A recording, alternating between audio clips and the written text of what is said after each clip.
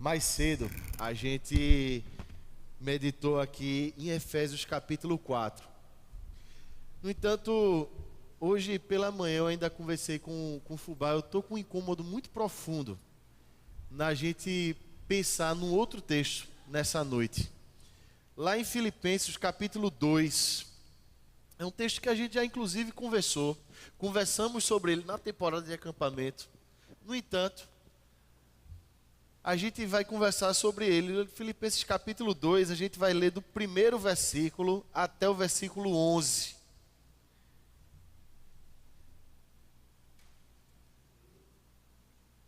Filipenses capítulo 2, primeiro versículo até o versículo 11.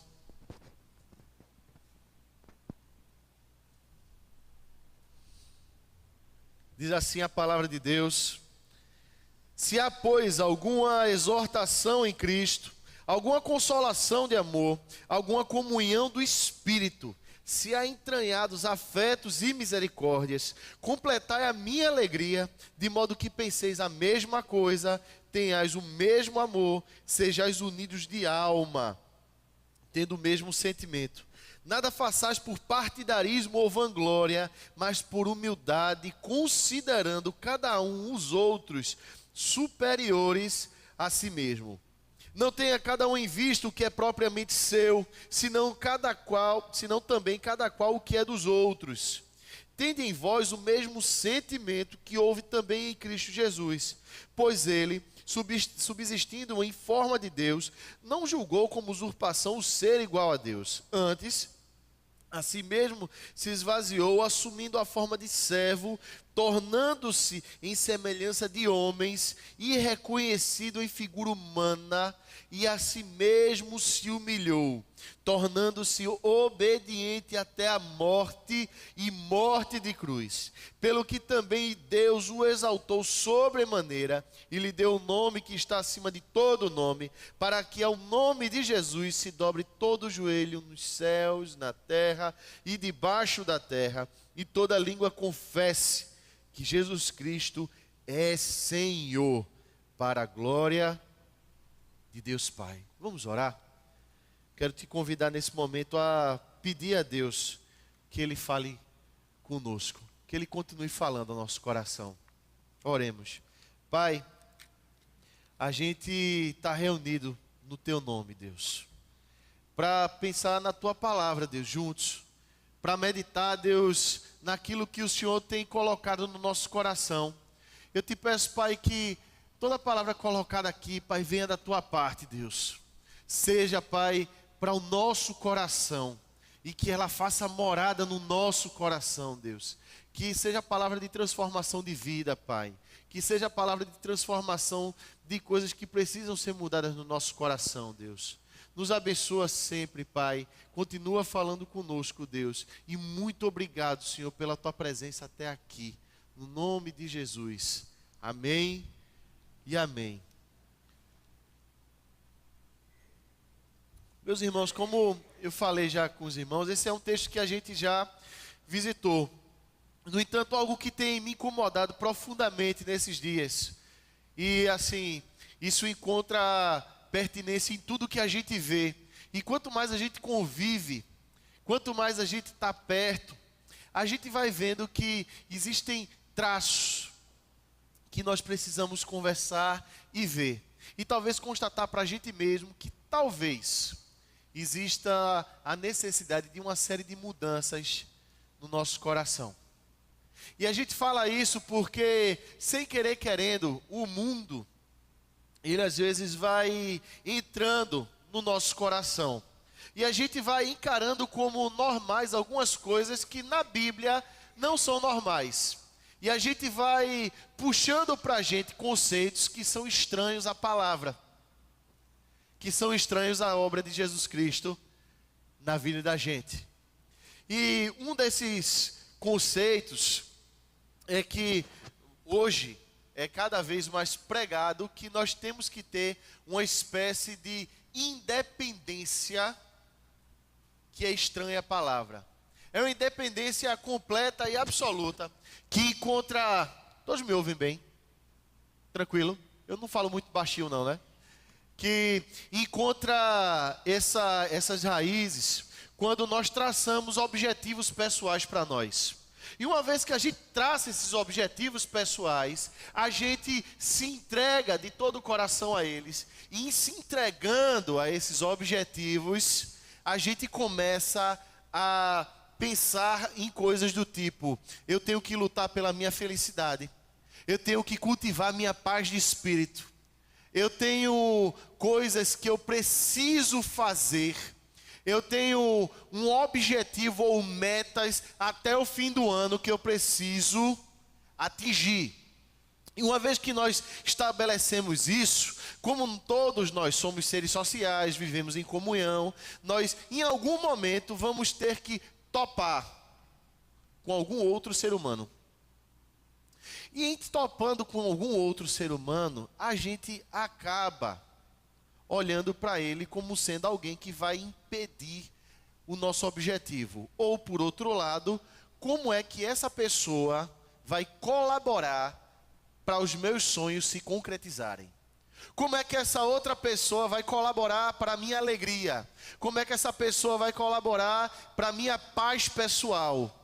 Quando a gente acredita nesse tipo de coisa, a gente acaba pegando todas essas pessoas que atravessam o nosso caminho e coisificando essas pessoas. E uma vez que a gente coisifica essas pessoas, você compreende essa expressão, para a gente ela deixa de ser gente e passa a ser somente um instrumento, um meio, uma meta para eu atingir os meus objetivos. O que é que ela pode fazer por mim? Então, quando a gente acredita nesse tipo de pensamento do mundo, o que vai acontecer com a gente irremediavelmente é que a gente vai passar por um processo de seleção daquelas pessoas que nós julgamos ser interessantes e as que não são interessantes para mim. Quando eu tenho que arcar com o contraditório, com pessoas que pensam diferente de mim, quando eu tenho que arcar com o ônus, às vezes, da afetividade, a gente prefere a reserva, a menos que valha muito a pena. E se valer muito a pena, aí a pessoa entra no meu círculo de amizades. E se valer muito a pena, eu permito que essa pessoa tenha uma comunhão um pouco mais profunda comigo. E se valer muito a pena, se tiver vantagem na história, eu admito inclusive que a pessoa saiba alguns segredos, compartilhe algumas coisas da minha vida, até o ponto de ela se tornar inconveniente. E o problema disso é que muitas vezes isso vale para qualquer tipo de pessoa. Marido, esposa, gente da nossa igreja, gente do nosso convívio íntimo, familiares, por exemplo. A gente bota todo mundo nesse tipo de balança e vai descartando à medida que as pessoas não se tornam interessantes mais para a gente. E vai deixando para lá. Tudo em nome da minha paz, da minha felicidade. Tudo em nome de uma espécie de teologia que é pregada hoje, que encontra seu berço no mundo e não na Bíblia, que diz respeito a esse tipo de coisa. E uma vez que a gente acredita nisso, a gente começa a fragilizar os nossos laços. Às vezes laços familiares que não deveriam ser negociados de forma nenhuma.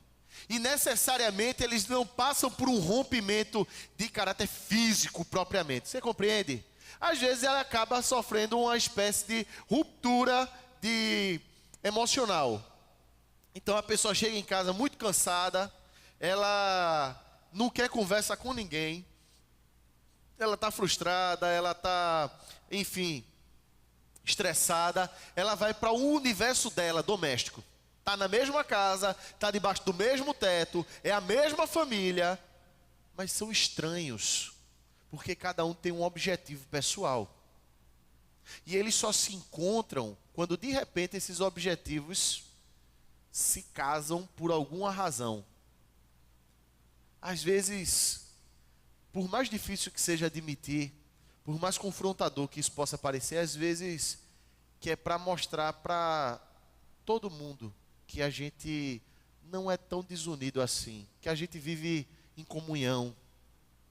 Porque Porque às vezes é interessante que se tenha uma espécie de abraço para aliviar minha consciência. Para as outras pessoas notarem que a gente não é assim tão frio. Trazendo-nos para uma realidade mais da igreja, a gente às vezes nota pessoas que vêm à igreja e elas só se dão com um grupo específico de pessoas, e na hora de um abraço, de alguma coisa assim, a gente começa a ter uma série de reservas, porque se tem um histórico às vezes de alguma confusãozinha, alguma coisinha que aconteceu, seja lá o que for, e se tem que abraçar, a gente abraça, mas a gente não abraça, a gente tolera, mas a gente não ama. A gente tolera. E a gente às vezes trata o amor como se fosse uma espécie de obrigação moral. Sabe como é? Como a gente vê, já ouviu algumas pessoas citarem isso. O amor não é um sentimento, o amor é um comportamento. Lembra? O Monge Executivo. Lembra desse livro? Há alguns anos atrás saiu. Como se o amor fosse somente isso. Como se amor não fosse algo que a gente devesse sentir. Mas sentir como? Seria só um amor romântico? Um amor assim, bem sentimentaloide? Desculpa a força da expressão, mas um amor de novela mexicana. Né? De um encontro. E, meu amado irmão, meloso, melodramático. Não. É algo mais denso. E Paulo estava desafiando essa igreja de Filipenses, e esse desafio serve para nós hoje, a pensarmos um amor mais denso, para dentro dos portões da igreja. E claro que isso vai sair dos portões da igreja, porque nós somos uma pessoa aqui, e nós somos uma pessoa lá também. E ao mesmo tempo que nós cultivamos e aprendemos desse amor aqui, isso vai encontrar, claro, uma projeção para fora da gente. Vamos usar uma terminologia mais bíblica, isso vai fluir como rio de água viva de dentro do coração da gente, e a gente vai acabar impactando pessoas com uma forma de amor mais densa. Mas inicialmente eu tenho que perguntar para você, se você já experimentou esse amor. Se Cristo já te alcançou e você teve uma noção tão plena desse amor, tão absoluta, tão indelével, se você teve uma convicção assim desse amor, que não deixasse a menor dúvida, e você disse assim: eu realmente me senti amado por Jesus Cristo. Paulo está colocando essa condição aqui para a gente começar essa conversa. Ele coloca assim: se há, pois, alguma exortação em Cristo, se há alguma consolação de amor, alguma comunhão de espírito, se há entranhados afetos e misericórdias, você já encontrou esse amor nessas manifestações aqui. E ele coloca as coisas em patamar de igualdade. Ele coloca essa consolação de amor com comunhão de espírito de forma conjugada. De modo que tudo isso que é colocado aqui nesse primeiro versículo é algo que não existe simplesmente na direção vertical de Deus para mim, mas é algo que se encontra na direção horizontal. Entre nós, nós nos exortamos, nós nos consolamos,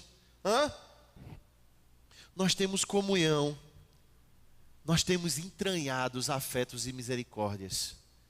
Afetos. A gente às vezes tem medo do afeto. A gente tem tanto medo de se ferir, não é? E ao mesmo tempo a gente sabe para o nosso coração que ter afeto, esse amor afetuoso pelas outras pessoas, é algo que tende a desorganizar a vida da gente, não é? Quem é a mãe, quem é o pai aqui que por conta de um afeto com um filho não desorganiza a agenda? Acorda de madrugada, vai dormir tarde ou acorda muito cedo. Afeto faz isso com a gente, não é? Só que Paulo está dizendo que isso é normal na igreja. Olha, se vocês sentiram, se vocês perceberam, se vocês vivem esse tipo de coisa, isso é uma coisa de igreja, isso é uma coisa normal de igreja, esse sentir amor uns pelos outros. Em outras palavras, sentir a dor do outro, sentir a alegria do outro. Seja no dia da dor, seja no dia da alegria. E eu já li certa ocasião que às vezes é mais fácil chorar com quem chora do que se alegrar com quem se alegra. Mas ter essa capacidade de pulsar no mesmo sentimento. Pensar para fora de si. Olhar para o outro com a mesma dignidade. Paulo está dizendo assim: vocês já se perceberam fazendo isso? Vocês que tiveram encontro com Jesus Cristo, já se perceberam fazendo isso? Já se perceberam consolando de repente alguém? E às vezes alguém que você nem conhece muito bem. Vocês já se perceberam de repente olhando para o outro e dizendo assim: meu irmão, eu amo você. Isso daí sem uma necessidade de estar num grupo de interesse, sem estar num grupo de convivência. Muitas vezes com o contraditório, com quem pensa diferente de você, com quem tem um gênio diferente do seu, com quem tem alguma mentalidade diferente da sua. Mas é irmão na fé. Você já teve isso? Como é que a gente consegue tolerar isso? Isso é normal. A Bíblia diz: essa tolerância, essa comunhão, isso é o normal da fé. E Paulo ele estava escrevendo para os filipenses, que era uma igreja viva. Era um povo que levava o evangelho a sério. Era um povo que Paulo chama de minha alegria e minha coroa. Era gente que amava Jesus Cristo, mas que parece que tinha uma dificuldadezinha em lidar uns com os outros. Claro, porque todos nós temos dentro da gente vaidade. Todos nós temos dentro da gente um ego. E um ego que diz que nós temos que ter os nossos objetivos. E um ego que diz que a gente merece mais. E um ego que diz que a gente tem que ter mais do que a gente já tem. E que a gente tem que ser seletivo mesmo com os relacionamentos. Que a gente não tem que ter tolerância com todo mundo não. E que os outros têm que correr atrás de mim. Porque, afinal de contas, eu sou a pessoa do momento. Paulo está dizendo aqui nesse primeiro versículo de cara, que o normal de ser igreja é consolar, o normal de ser igreja é comungar, o normal de ser igreja é esse. É esse. Só que, só nesse primeiro momento aqui, a gente já nota que existe um desafio para a gente, não é verdade? Para todos nós. Lidar com as pessoas com as quais nós temos comunhão, lidar com as pessoas que nunca nos magoaram, lidar com as pessoas que nos fazem rir, lidar com as pessoas que nos acrescentam, nos edificam de forma assim bem personalizada, que a gente consiga ver e verificar que aquela pessoa está me fazendo bem. Isso é muito fácil. O problema é que uma vez que você está em vida normal de igreja, esses relacionamentos vão se aprofundando, vai voar faísca em algum momento. Alguém se machuca, alguém pisa nos calos de alguém. E o que eu quero saber agora, nesse momento, você pensar junto comigo, nesse tempo aqui, é para a gente avaliar. Por favor, não estou querendo suscitar no coração de ninguém um sentimento de culpa. Veja, o sentimento de culpa é um atalho muito bom para o coração humano. Você quer que qualquer pessoa faça alguma coisa, você deixa ela se sentir culpada. Normalmente propaganda de televisão faz você se sentir culpado, né? Alimentação fitness faz você se sentir culpado. Eu, no caso, não, né? Porque eu gosto de comer de verdade, né? Mas assim, é para a gente se avaliar. Será que os meus relacionamentos dentro da igreja são assim? Eu estou selecionando, eu estou evitando certas pessoas. Eu já apanhei tanto nessa vida que eu fiquei tão ressabiado, que eu fiquei tão machucado, que eu não quero ninguém perto de mim. eu quero viver do meu jeito, eu quero estar na minha realidade, eu quero selecionar porque eu não quero, e se alguém me machucar eu descarto. Deixa eu te dizer uma coisa, meu irmão, se esse for o seu caminho, você está se fragilizando, você está diminuindo as suas fronteiras. Não estou instituindo nenhum ato político aqui, nenhum bom mocismo, nenhuma forma de política da boa vizinhança, ou coisa que o valha, ou coisa como o politicamente correto. Não. O que eu lanço para desafio, para todos nós, é amar com o amor de Cristo, os irmãos na fé. É amar com o amor de Cristo as pessoas que pensam diferente da gente. E entenda que isso vai encontrar uma repercussão para a sua vida. E entenda que isso se transforma em testemunho pessoal. E entenda que isso vaza pelos portões da igreja e se torna a marca do corpo de Cristo. Paulo entendia isso como sendo algo tão importante. Paulo entendia isso como sendo algo tão pertinente, que ele dizia assim: complete a minha alegria então. Completa a medida desse amor. Não deixa faltar nada para esse amor não. E eu estava lendo por esses dias um livro que é muito interessante. E o autor dizia assim: nada na vida que é excelente é fácil. As coisas excelentes da existência são complicadas e são difíceis. Então amar com esse amor é complicado e é difícil. Ou sendo bem sincero, meu irmão, comigo aqui agora, o exercício do perdão é fácil. Abraçar quem pensa diferente é fácil.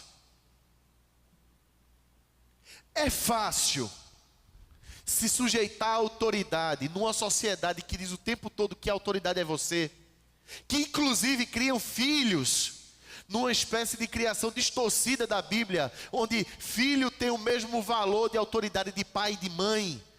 A criação é muito mais igualitária, muito menos autoritativa. É fácil você pensar em se sujeitar a autoridades dentro da igreja assim. Nessa mentalidade, você percebe como isso entra na igreja?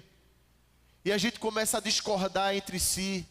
E os vínculos começam a se esmaecer, se fragilizar. E a gente acaba lançando críticas, criando grupos. E isso vaza para a vida da gente, porque essa coisa se torna normal na igreja, se torna normal lá fora. Se isso se torna normal aqui, na minha vida pessoal eu também me vejo no direito de brigar com minha família inteira, e de domingo estar aqui na igreja como eu, lindo e louro. Só que não, né? Percebe? Como das vezes isso vai entrando. Aí Paulo diz assim: então completa a minha alegria, se torna excelente. Aí você vai dizer assim para mim: ok, por onde é que eu começo? Eu quero ser crente, eu sou crente, eu tive essa experiência com Jesus Cristo, mas por onde é que eu começo? Porque esse negócio é complicado demais. Porque às vezes marido e esposa vivem dentro de casa, os dois são crentes, mas os dois são estranhos. Porque às vezes você tem um filho adolescente que dá um trabalho para você imenso. Que a mãe chega, como eu já vi isso acontecer, viu? Isso é recorrente. A mãe chega no acampamento, vê o menino lavando prato. Aí ela olha para mim e faz assim: mas pastor, em casa ele não levanta, ele não faz nem a cama. Como é que aqui esse menino está lavando prato, está fazendo isso, está aqui e tal, né? E ela tem uma dificuldade imensa em amar esse menino em casa, porque em casa ele é respondão, em casa é desobediente, em casa ele tem aquela síndrome de gambá, da qual eu sofri muitos anos, e quem curou foi minha esposa. Não gostava de tomar banho, é sério. Eu não era feito a banho não, mas quando eu me apaixonei eu comecei a ficar muito afeito a banho, porque ao mesmo tempo eu criei uma noção muito clara da minha ausência de beleza, né? Então eu comecei a tomar banho, que é para, pelo menos eu sou feio, mas eu sou limpo, né? Percebe? Perdão, a abertura de coração excessiva. Mas a gente às vezes se choca com isso, porque você sabe que a sua casa de repente deveria ser diferente do que ela de fato é. Que Você sabe que você deveria ter com sua esposa uma comunhão mais plena. Vocês dois são crentes. Tua família vem para a igreja. E às vezes, dentro de casa, o comportamento é como se todos fossem estranhos. Como se faltasse alguma coisa. Como se a vida tivesse muito organizada. Mas estivesse assim, preto e branco. O amor não explode. Aí a gente pergunta assim, ok, o que eu faço? Eu quero essa realidade para a minha vida. Vamos lá. Aí eu digo, vamos, irmão. Vamos, porque Paulo diz assim, ó. Tenhas o mesmo amor, sejas unidos de alma, tendo o mesmo sentimento. Pense numa homogeneização.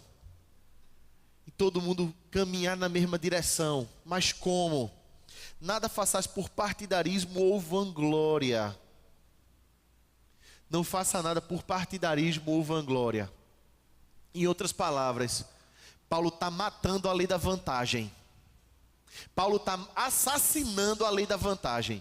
Porque, como a gente conversou inicialmente, muitas vezes a gente faz o que faz porque a gente vê alguma vantagem nisso.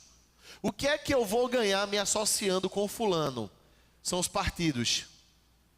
O que é que eu vou ganhar se eu for bondoso com fulano? É vanglória.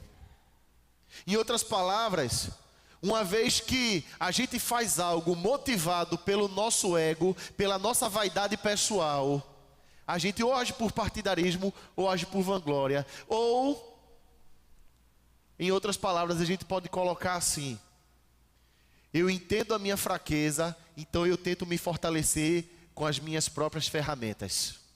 Entendeu a ideia? Eu vou repetir. Eu entendi a minha fraqueza, então eu tenho que usar de composições políticas das mais diversas para eu fortalecer a minha posição. É uma outra coisa, uma outra forma de você dizer que está coisificando pessoas. É uma outra forma de você dizer que você está, de repente, tratando bem a sua esposa ou seu marido agora, vendo alguma coisa que ela pode lhe oferecer ou que ele pode lhe oferecer lá na frente. É quando você começa a tentar se enquadrar dentro de um ambiente, ou se você de repente é um jovem, um adolescente, se você tem que usar do mesmo linguajar, você tem que vestir o mesmo tipo de roupa, você tem que fazer isso e aquilo para você se enquadrar numa espécie de forma, porque do contrário ninguém aceita ninguém, porque existe partido. E em partido a coisa é assim, o mais forte engole o mais fraco. E a moeda de troca é a vanglória, é quem tem mais vantagem. É quem canta mais de galo, é quem consegue se impor mais. Desculpa, gente, eu estou saindo de uma crise de garganta aí. Às vezes dá uma travadinha. Mas, quando a gente pensa dessa forma, a gente está usando todo o ferramental que é o oposto do que a Bíblia fala. Ai, desculpa. É o oposto do que a Bíblia diz. É isso que a Bíblia ensina. Ou a Bíblia ensina um pouco mais para a gente. E diz assim: nada façais por partidarismo ou vanglória, mas por humildade. A razão pela qual essa palavra existiu nessa temporada que tratou de forma detida sobre isso. E creio eu que razão pela qual nós precisamos conversar hoje sobre isso.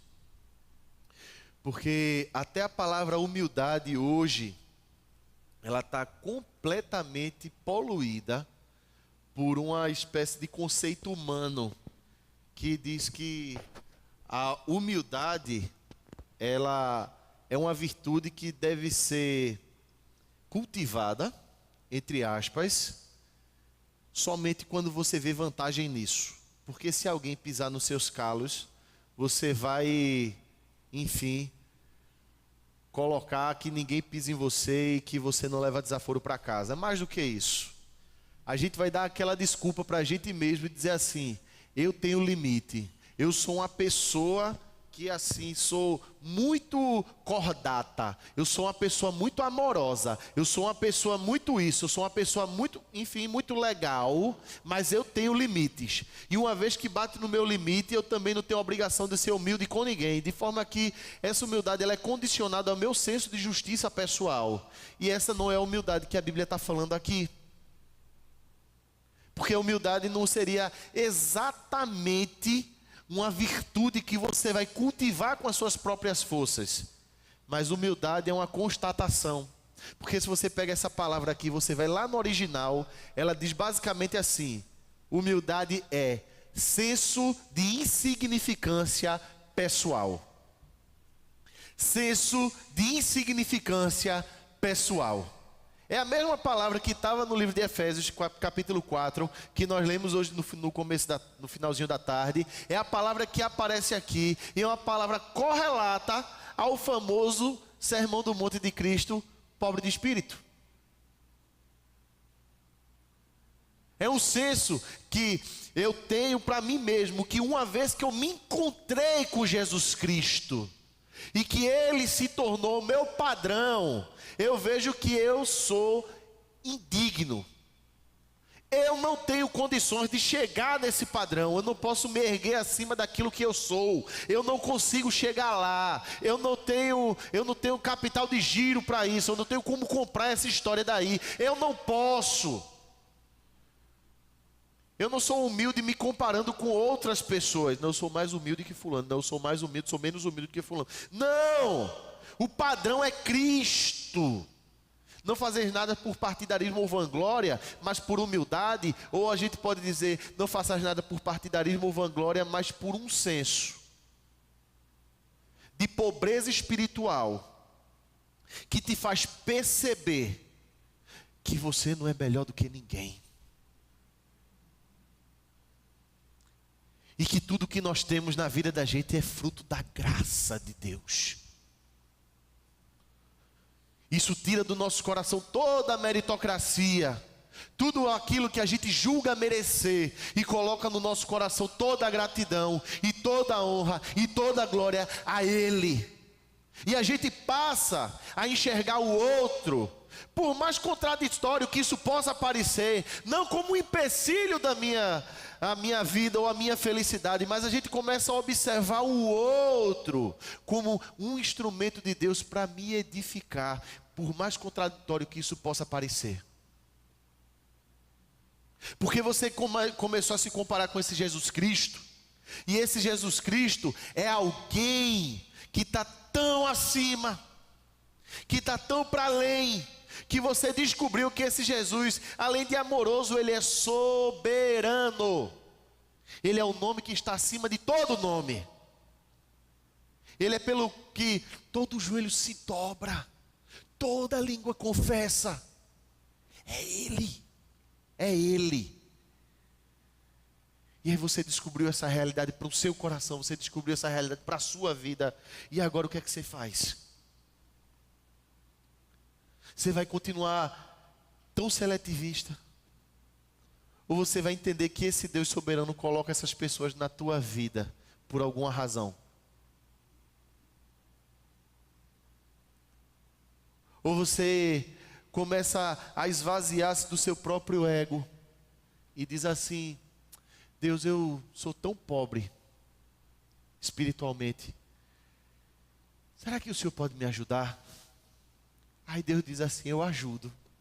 Aí é fácil, a partir desse pressuposto, você considerar uns os outros superiores a si mesmo. Porque seu padrão de comparação não são exatamente os outros, mas é Jesus Cristo. Um adendo que é importante ser feito aqui: os outros têm muito a nos ensinar. E nós também temos, por nossa vez, algo a ensinar. Porque nesse sentido, e Paulo está escrevendo aqui para a igreja é um corpo, uma mesma mente, um mesmo propósito, um mesmo pensamento, a mesma união de alma, mesmo sentimento. E tá aí coisa difícil, não é? Da gente conciliar esse sentimento. Quem nunca se sentiu violentado? Quem nunca se sentiu assim, ah, meu Deus, eu não queria fazer isso. Você quer fazer uma coisa, mas é obrigado a fazer outra coisa. Você quer chorar, mas você tem que sorrir. Você não gostaria de estar ali, mas você tem que estar ali. Você sabe que vai ser uma reunião assim, enfadonha, mas você tem que estar ali. Você tem assim uma espécie de angústia para que aquela coisa acabe logo, né? E aí, às vezes a gente faz assim, ah, quem é que vai estar lá? E tu vai, se tu for eu vou, se tu não for eu não vou não. Porque, ah, ninguém aguenta, ninguém suporta, ah, é um xarope, é uma coisa chata, é desagradável. Isso vale para reunião familiar. Isso vale para uma série de coisas que acontecem no meio da igreja. Às vezes a gente faz isso. A gente vive essa contradição. Eu não queria fazer, mas eu faço porque eu sou obrigado circunstancialmente. Vê?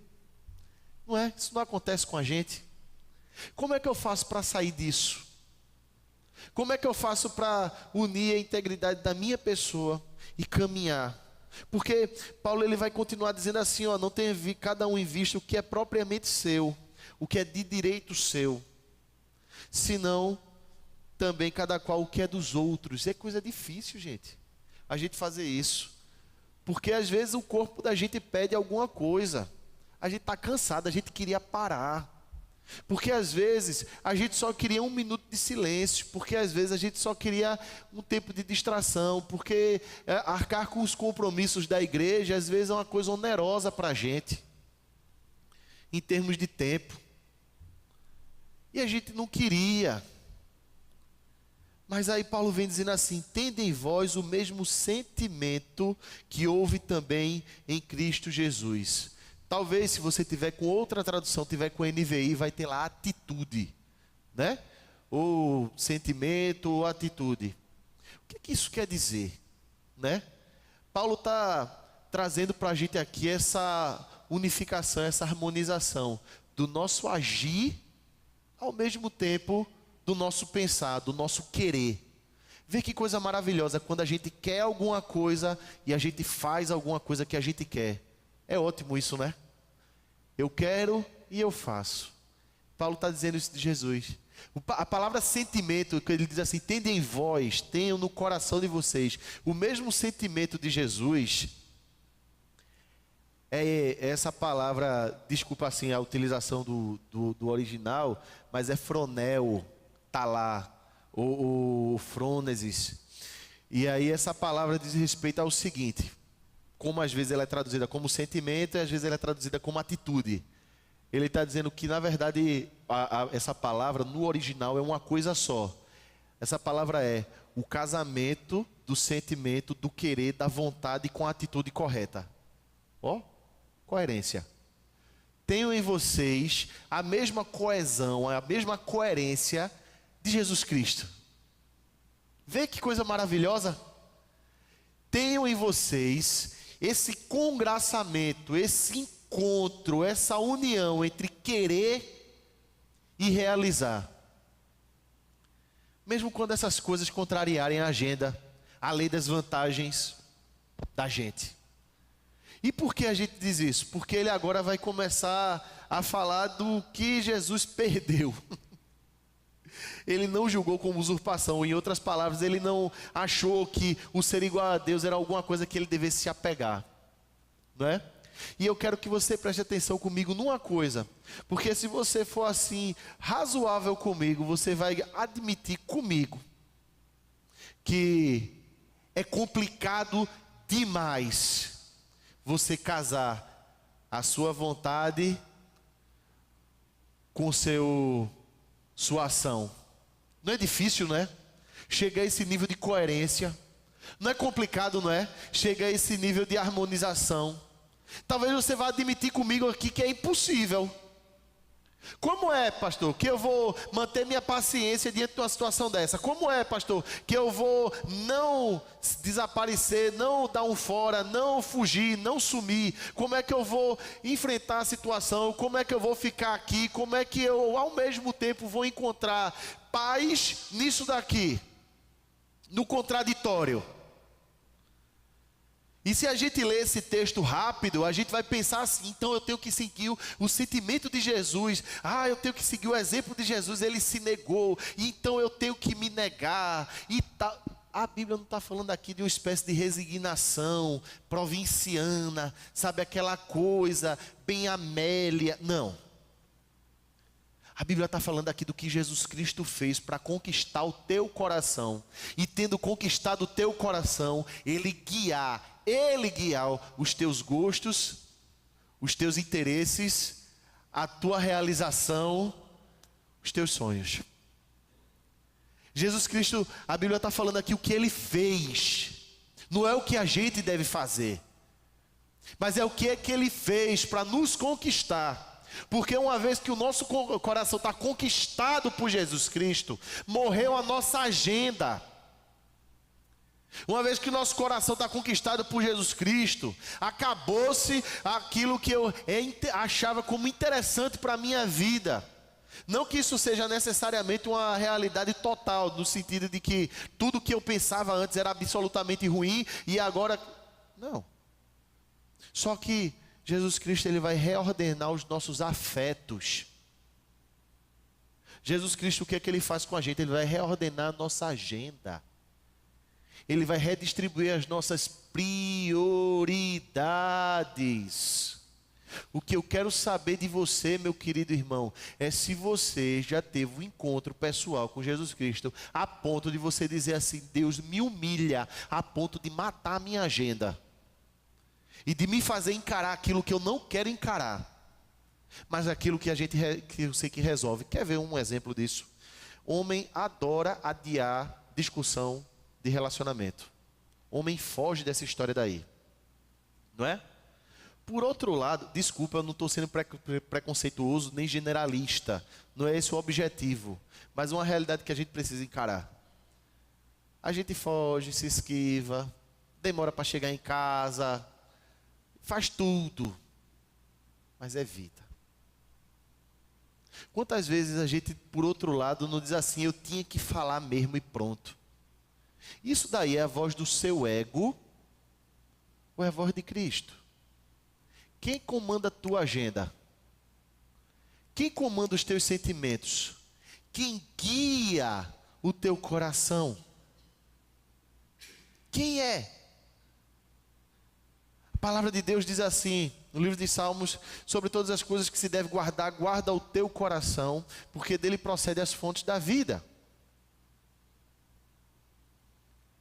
Então, a obra de Cristo que é descrita aqui em Filipenses é a obra que conquista o nosso coração. E em conquistando o nosso coração, essa soberania divina, como era desde o começo, antes da queda, ela começa a comandar a nossa agenda. Redefinir aquilo que nós temos como paz interior, felicidade pessoal, senso de segurança, tudo isso. Você não está mais se comparando com ninguém do mundo, você se compara com Jesus Cristo. E aí você pede a Ele: Deus, o Senhor me ensina. E Ele está te ensinando hoje, meu querido. Agora, dizendo assim: deixa eu ser o teu soberano. Deixa eu ser esse nome sobre todo nome, que governa. E aí você mais uma vez vai ter que admitir junto comigo aqui algo que dificilmente a gente gosta de admitir: a gente tem medo de se entregar totalmente. A gente tem medo às vezes de se entregar totalmente e das repercussões que isso pode trazer para a gente. Porque uma vez que a gente se entrega totalmente a essa soberania de Deus, talvez Deus ele te peça para se relacionar com pessoas que são muito diferentes de você. Talvez esse Deus te peça que dentro do ambiente da igreja você tenha que se desculpar com alguém. Talvez Deus ele te forneça a informação que você não é tão tolerante, que você não é tão conhecedor de tudo, que você não é a razão de todas as coisas, como você pensava que você era. E talvez a necessidade que você tenha maior seja eu preciso me quebrantar. Preciso me quebrantar debaixo da mão do meu Senhor. Debaixo da mão do meu Senhor, eu preciso me quebrantar. E é claro que isso vai encontrar repercussão na vida da gente. Uma vez que você se entrega a essa coisa maior, que é Deus, você descobre que esse nome que está acima de todo nome, esse nome que está acima dos céus, da terra e debaixo da terra, é esse mesmo nome que te guarda, meu irmão. É esse mesmo nome que te conduz. É esse mesmo nome, essa mesma pessoa, esse Jesus Cristo amado, que te salva. Essa mesma pessoa que é o teu pastor, é o pastor da tua vida, que faz bondade e misericórdia de perseguir todos os dias da vida. Você não está atrás dos seus objetivos. Em última análise, os nossos objetivos pessoais dizem respeito a exatamente isso: bondade e misericórdia. É tudo o que eu quero. É água tranquila, é pasto verdejante, é tudo que a gente quer. Só que enquanto a gente está entregue ao nosso próprio ego, enquanto a gente não se quebranta, enquanto a gente não desenvolve esse senso de insignificância pessoal, enquanto a gente não se vê como pobre de espírito, a gente está vivendo segundo a nossa própria carne. E viver segundo a nossa própria carne é perigoso. Porque a gente paga e paga muito alto. A gente paga com frustração. A gente paga com desamor. A gente paga com relacionamento superficial. A gente paga com descarte de gente. E a gente paga e faz os outros pagarem. Mas se você se render a esse Senhor soberano, se você simplesmente disser assim: eu não quero mais o meu ego no comando do meu coração. E todos nós corremos em algum momento da nossa vida, convertidos ou não, o risco da gente se permitir assaltar pelo ego. E se você, meu irmão, não teve esse encontro pessoal com Jesus Cristo, se você vive comandado pelo seu ego, eu quero te convidar pessoalmente a nessa noite você entregar o seu coração a Ele. Eu quero nessa noite te convidar a entregar o seu coração de uma vez por todas a Ele, para que Ele te comande. Se nessa noite, meu irmão, você que é crente, mas que em algum momento você está experimentando frieza na sua vida, exatamente por isso, porque de repente você levou alguns golpes, você começou a esfriar e a colocar o ego em primeiro lugar. Existe um convite de Deus para você nessa noite, para você somente lembrar quem é o soberano da sua vida. E você dizer assim, e orar comigo, dizendo assim: Deus, eu não quero mais sentar no trono do meu coração. Eu quero esse nome, esse Jesus, o nome que está acima de todo nome, que todo joelho se dobra, inclusive o meu. Eu quero dobrar nessa noite. Esse é o convite de Deus para você, meu irmão. Essa é a razão pela qual Ele te trouxe aqui. Só que, como eu falei para vocês, é complicado. Porque é excelente. É difícil. Isso vai demandar da gente oração, minha gente. Não brinque não, nem pense que é fácil. Isso demanda da gente entrega. Isso demanda que a gente revisite o nosso coração e pense nas coisas que machucaram a gente.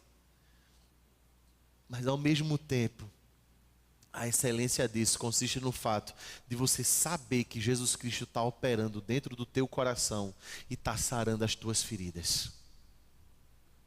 Está te tornando uma pessoa mais forte, mais preparada para a vida, que sabe lidar com o contraditório, que sabe abraçar e querer abraçar, que tem força existencial para de repente alguém dizer alguma palavra e você simplesmente não sucumbir diante dessa palavra, não se permitir acabar por essa palavra. Você não é um narciso fraco. Você não é uma pessoa vaidosa que se deixa inflamar por qualquer coisa. Você é forte. Você tem resistência. Você é crente. Você é crente. Aí quando essa coisa viaja para dentro do nosso coração, e isso vaza de dentro da gente como um rio de água viva, isso choca quem está lá fora. E as pessoas que, por exemplo, vão a um carnaval, achando que vão ser mais felizes, ela olha para você que prescinde de todas essas coisas, porque você achou um tesouro. E esse tesouro, você diz assim: eu não abro mão, e mais do que isso, eu compartilho com você. Quer esse tesouro para a sua vida? E aí eu volto a repetir para a gente finalizar. Palavras do livro de Atos dos Apóstolos. A cada dia o Senhor vai acrescentando. Quando a igreja vai se esvaziando de si, do seu ego, quando o crente vai se esvaziando do seu ego, vai fazendo por humildade, em outras palavras, por um senso de insignificância pessoal, por uma pobreza de espírito, Deus vai enchendo do Espírito Santo. Deus vai avivando, Deus vai plantando perdão, Deus vai plantando reconciliação, Deus vai plantando vontade de vida. E a gente vai encontrando vida onde havia morte. Se renda. Se renda à soberania de Jesus Cristo, porque Ele já conquistou você. No momento que Ele disse: está consumado, Deus do céu disse: amém, meu filho, está consumado. Porque foi Deus que deu a ele o nome acima de todo nome. O quanto antes você se render, você dobrar seu joelho diante desse Jesus Cristo, conquistado pelo amor dele, tão logo você vai experimentar essa leveza de vida, essa coerência de atitude com vontade, com querer, essa leveza de fronteira larga, de você poder abraçar e ser abraçado, sem reservas, de você olhar para o outro como gente de Deus, de você poder ter a leveza de se reconciliar, de dizer assim: cá entre nós dois, eu tenho uma coisa para te dizer, e eu não posso permitir que o sol se ponha antes de eu dizer para você: me perdoa, ou eu te perdoo. Tua família vai ser mais forte assim, irmão. Te rende a Jesus Cristo. Teu casamento vai ser mais feliz assim, irmão. Eu não estou te dizendo para vender um peixe, não. Eu estou dizendo que existe uma consequência para absolutamente tudo que você faz. E existe consequência para o que você faz. Entenda isso. Para um lado e para o outro. Só que consequência básica de você se entregar a Jesus Cristo é que Ele vai trabalhar em você um coração forte. Como disse Davi, Salmo 51, um espírito inabalável. Tem fé nisso, acredita e se entrega. Eu vou te convidar a fazer um tempo de oração silenciosa. Hoje a gente fez isso também no final da tarde. Eu quero te pedir assim, irmão, que é uma oração muito do seu coração, tá certo? Por isso que ela é a priori silenciosa. Depois a gente vai orar junto. Mas diz assim: Deus, olha para o meu coração, vê se existe ainda algum ego inflado no meu coração e me humilha. Vê que perigo que você está pedindo a Deus, para Ele lhe humilhar. Mas isso vai ser bênção para você.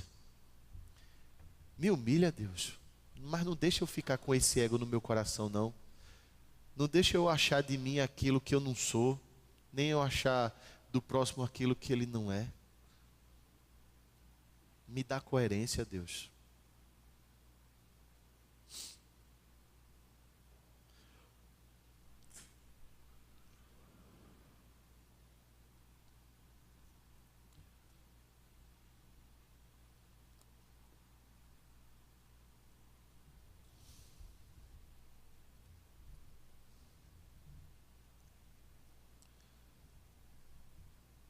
Senhor, a gente se reúne no teu nome, Pai. Quebrantados, Deus, pela tua palavra, Pai. Quebrantados, Deus, debaixo da tua poderosa mão, pelo teu sangue, Jesus Cristo, que nos ama, que nos convida a caminhar contigo. Que privilégio, Deus, adorado e bendito seja o teu nome, Pai. Nos humilhamos, Pai, aqui nessa noite, debaixo da tua soberana mão. Nos colocamos, Pai, debaixo da tua vontade, Deus. Te pedimos, Deus, que o Senhor olhe para o nosso coração e veja se no nosso coração existe algum ego, Pai, que está lá inflamado, Pai. Cheio de gosto, cheio de vontade própria. E tira, Pai, isso da gente. E a gente sabe, Deus, que em alguns momentos essa caminhada vai ser tão dolorosa, Pai, para a gente, que o Senhor vai nos mostrar realidades que a gente preferia não ver. Mas Deus, por favor, Pai, mostra que também a tua bondade e a tua misericórdia têm nos acompanhado. Mostra, Deus, que a tua bondade e a tua misericórdia, Deus, elas nos perseguem, elas andam atrás da gente, Deus. E elas querem nos encontrar, e nos encontrou nessa noite, Deus. Então, Pai, nos dá essa coerência de Jesus Cristo, porque só pelo sangue dele a gente pode te pedir isso, Deus, e se rendendo a ti, Pai, compreender, Deus, que a gente não é a razão de todas as coisas, que a gente não é guiado por lei de vantagem nenhuma, Deus, que aliás, Deus, a gente não tem vantagem nenhuma em estar afastado do Senhor. Então, tem misericórdia da gente, Pai. Enche o nosso coração, Deus, da tua palavra. Aumenta, Deus, a nossa fome e a nossa sede de ti, Pai. Aumenta, Deus, a nossa vontade de estar perto do Senhor. E nos mostra, Pai, um caminho maravilhoso, Pai, na tua presença. Abençoa as nossas famílias, Senhor. Se nessa noite entrou gente aqui com a família de repente abalada, Deus, ou até já desestruturada, a gente te roga, Pai, que haja perdão. A gente te roga, Deus, que haja um estourar de ego, Deus, a humilhação debaixo da tua mão, para que a reconciliação exista, Pai. Eu te peço, Deus, que haja, Pai, de fato, Senhor, um abraço gostoso entre irmãos, Deus, cheio de afetos, Pai. Que exista, Deus, assim um casal apaixonado dentro de casa, Deus. Que haja, Pai, relacionamento verdadeiro entre pais e filhos, Deus, e não simplesmente obrigações morais ou sentimentos de culpa, Deus. É isso que a gente te roga, Pai, a gente te pede essas coisas porque a gente só tem o Senhor para pedir e o Senhor é suficiente para nos dar, Pai. O Senhor é poderoso, Deus, e o Senhor age naquilo que a gente não pode agir, Senhor. Então nos entregamos a Ti, Pai, para a honra e para a glória exclusiva do Teu nome, no nome de Jesus. Amém e amém, meus irmãos. Deus os abençoe profundamente.